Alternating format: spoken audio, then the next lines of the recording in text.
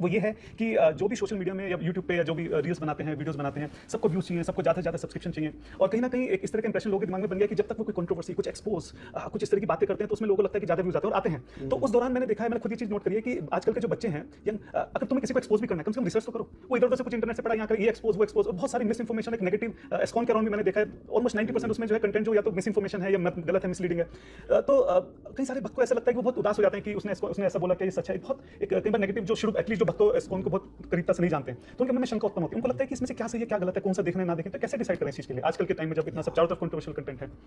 ये था कि क्या है कि इसमें अंत में there only two things, intelligence and experience. हमारी बुद्धि का इस्तेमाल करना पड़ेगा।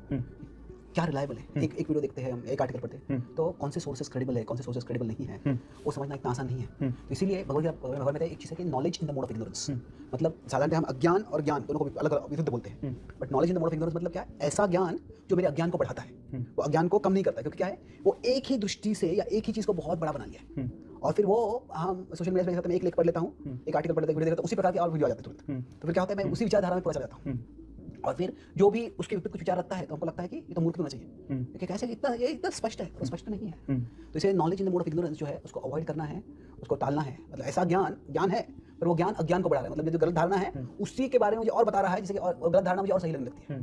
तो वो अवॉइड करना बहुत मुश्किल है। इसको सोशल मीडिया में भी जानते हैं, उसको इको चेंबर कहते हैं। इको चेंबर मतलब मैं एक चीज़ बोलता हूँ और वही चारों दिशाओं से मेरे पास आती है, वही ध्वनि आती है। तो मतलब मेरी एक विचारधारा है, उसी प्रकार के लेख मुझे मिलते हैं, तो उससे व्यक्ति पूरा मोहित हो सकता है। तो इसीलिए हमें इंटेलिजेंस से मतलब क्या है कि हमें खुद जांचना है, and if we don't have the intelligence, consult someone with intelligence. Experience के बाद में बोल सकते हैं। मतलब क्या है कि जैसे सत्संग जो है वो हमेशा जरूरी है। तो सत्संग जो है कि अगर हम कुछ ऑनलाइन पर पढ़ लेते हैं, जो सुन लेते हैं, जो हमको पूरा लिखते हैं, कुछ थोड़ा मन विचलित कर रहा है, तो फिर ऐसा कोई जो हमारे लिए रिलायबल है, जो ट्रस्टवर्दी है, उनसे पूछो।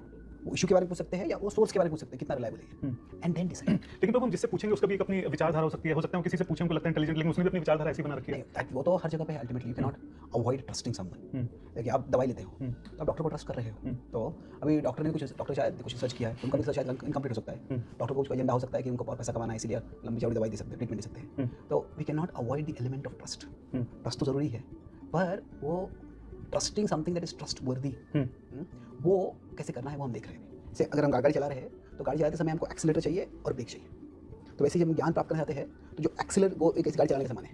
तो उस समय क्या है कि जो ट्रस्ट है वो एक एक्सीलरेटर के समान है, और डाउट जो है वो ब्रेक के समान है। तो गाड़ी चलाने के लिए दोनों चाहिए हमको। तो उसी तरह से हमको ज्ञान प्राप्त करने में दोनों जरूरी है, फेथ एंड डाउट। जो सुन रहा हूँ, भागवत में बताते हैं कि doubt is also a faculty for gaining knowledge, कि ये जो सुन रहा हूँ मैं, ये सही नहीं लग रहा है मुझे, मैं कुछ गड़बड़ लग रहा है मुझे। तो वो भी कौन समझेगा? वो जो जिसमें थोड़ी बुद्धि है। कई देश ऐसे उसमें जो एडवर्टाइजमेंट होते हैं, विज्ञापन होते हैं, वो छोटे बच्चों को टारगेट करना अलाउ नहीं करते। छोटे बच्चों में बुद्धि विकसित नहीं है, जो भी देखेगा वही वो खरीद मान लेंगे। हाँ। तो इसलिए हमें क्या है, मतलब जो हम देख रहे हैं, सुन रहे हैं, उसके बारे में कुछ संशय व्यक्त करना, वह भी एक बुद्धि का लक्षण है। तो फेथ एंड डाउट दोनों चाहिए। अगर सिर्फ फेथ रखोगे तो ऐसी गाड़ी है जिसको एक्सीलरेटर ब्रेक है ही नहीं, एक्सीडेंट हो जाएगा। सिर्फ डाउट रखेंगे तो क्या होगा, वो ऐसी गाड़ी है सिर्फ ब्रेक है, उसमें और कुछ नहीं, try to drive only pressing the brake, कहीं भी नहीं जा पाएंगे। तो हमें बैलेंस चाहिए दोनों। कई ऐसे इशू है जो हमारे रेलेवेंट नहीं है, तो जाने की जरूरत नहीं है, क्योंकि इस दुनिया में बहुत से कंट्रोवर्सीज है। और देखिए जो डाउट है, ये सही है नहीं, कि ये मेरे लिए रेलेवेंट भी है या नहीं, इसका भी संबंध है कि वो भी देखना है हमको। तो क्या है कि दुनिया में बहुत से विवाद होते हैं, जैसे आप बताए थे कि कैसे कि कुछ लोग create controversy to gain attention. तो इसलिए हर कंट्रोवर्सी के सबसे पहले is it true or not, उससे पहले is this relevant to me, जरूरी है कि नहीं है, वो देखना है। फिर उसके बाद ठीक है, ये चाहे ये रेलेवेंट है, जानकारी जरूरी है मेरे लिए, ठीक है, फिर तो ठीक है, ये व्यक्ति ऐसे बोल रहा है, मैं उसी की बात को सुनूंगा तो मुझे पता वो knowledge in the mode of ignorance, वो तमोगुण में ज्ञान हो जाएगा कि मैं एक ही दृष्टि से सुन रहा हूँ, पर दूसरी दृष्टि से सुनना, वो मतलब असली ज्ञान में प्राप्त कर रहा हूँ। तो ठीक है, ये ऐसे भी यहाँ पे बताया जा रहा है, ये यहाँ पे बता रहे हैं। तो कई बार भक्त ऐसे स्पष्टीकरण देते हैं, उससे हम और क्लियरली आगे समझ सकते हैं क्या करना है। और दूसरा आपने बताया कि एक्सपीरियंस, मतलब हम खुद जैसे एस्कॉन की अगर कोई बात करें तो आप एस्कॉन पे तो आजकल इतने मंदिर हैं, हम खुद वहाँ जाकर उस चीज़ को एक्सपीरियंस क्यों नहीं होता? Two things, first hand experience की मोस्ट ऑफ द टाइम्स जो मिसकंसेप्शंस, रूमर्स फैलते क्यों हैं कि people talk about each other instead of talking with each other. अरे उसने वैसे किया, उसने वैसे किया, उसने वैसे किया, ठीक है, जो किया सीधा उससे बात कर लो। तो हाँ, कृष्ण भावना ऐसे है, आंदोलन ऐसे है, वैसे है, बहुत कुछ सुनेंगे, ठीक है, आप खुद जाके अनुभव करो। और ऐसे भी हो सकता है कोई जाके अनुभव करते, कोई नकारात्मक अनुभव हो सकते हैं। ऐसे नहीं कि एक अनुभव हर जगह पे है, अंतर्राष्ट्रीय संस्था है, पर आप देखिए अनुभव करोगे तो साधारणतः आप देखेंगे मोस्ट डिवोटीज जो भक्त है वो रिस्पॉन्सिबल है, इंटेलिजेंट है, डेडिकेटेड भी है, और you find that most of जो मिसकंसेप्शंस है, जो हमारी प्रीकंसेप्शंस है, हम समझेंगे वो शायद सही नहीं है, वो मिसकंसेप्शंस ही है। मैंने आपने सही बोला, एक्चुअली मैंने भी कई सारी ऐसी वीडियोस देखी हैं यूट्यूब पे कि वो अपना एक्सपीरियंस शेयर करते हैं कि वो एक या दो बार मंदिर गए और किसी पर्टिकुलर डिवोटी ने उनके साथ ठीक से बात नहीं की, रूडली बात की या उनसे जाते ही डोनेशन की बात की, तो उससे वो इतने अपसेट हो गए कि वो कभी दोबारा इस्कॉन में नहीं गए और फिर उन्होंने अपने एक्सपीरियंस के लिए पूरी वीडियो बना दी कि मैं ऐसे गया, इन्होंने पैसे मांगने वाली संस्था इस टाइप से करके। तो आपने बहुत अच्छी बात की कि इस्कॉन भी एक बहुत बड़ी संस्था है, यहाँ पे लाखों भक्त बायसेस जो होते हैं ना, कैसे होते हैं, वो ऐसे नहीं है कि वो पूरे फॉल्स होते हैं। It is limited finite experience, small experience, huge extrapolation, small experience, huge inference.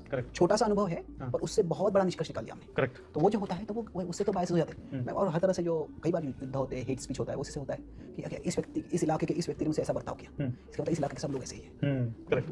वो कि वो ये नॉलेज नंबर ऑफ इग्नोरेंस ही हो गया। मतलब एक किसी की एक वो शायद मैं किसी सुन रहा हूँ या खुद अनुभव कर रहा हूँ, पर एक अनुभव से अगर हम पूरा हजारों लाखों लोगों के बारे में एक स्टेटमेंट कर रहे हैं तो दैट इज नॉट फेयर। उल्टा कर सकते हैं, शायद हम किसी दिन कोई अच्छे मूड में नहीं हो, कोई हमसे बात करता है, हमसे थोड़ा क्रोध में बात कर लेते हैं और व्यक्ति बोलता है ये व्यक्ति हमेशा क्रोधी रहता है। मैं अपने 1 मिनट के लिए उससे बात की थी, तो उसके आधार पे let's think whether that will be fair for us, हमारे कैसे करेगा। तो एक और क्वेश्चन के ऊपर चर्चा करेंगे प्रभु जी, बहुत इंपॉर्टेंट क्वेश्चन आई थिंक है। अभी तक हमने जैसे देखा कि हमको क्या नहीं करना है, किस तरह की वीडियोस नहीं देखनी है, सोशल मीडिया में कैसे डिस्ट्रैक्शन है, लेकिन हम जानते हैं सोशल मीडिया कितना हेल्पफुल भी है डिवोटीज के लिए। जरूरी नहीं है कि हर किसी के पास मंदिर हो, जरूरी नहीं है कि वो हर वक्त फ्री हो मंदिर जाने के लिए, पर्टिकुलर लेक्चर सुनने के लिए। लेकिन वहीं पे बात ये आती है कि इस्कॉन के बहुत सारे भक्त कोशिश कर रहे हैं अलग अलग तरीके से सोशल मीडिया पे प्रचार करने के, तो बहुत सारे अलग अलग तरीके के लेक्चर्स हैं। कई बार बातों में थोड़ा डिफरेंस भी रहता है, डिपेंड कि हर एक भक्त कैसे सोचता है कि भक्ति में आगे कैसे बढ़ा जा सकता है।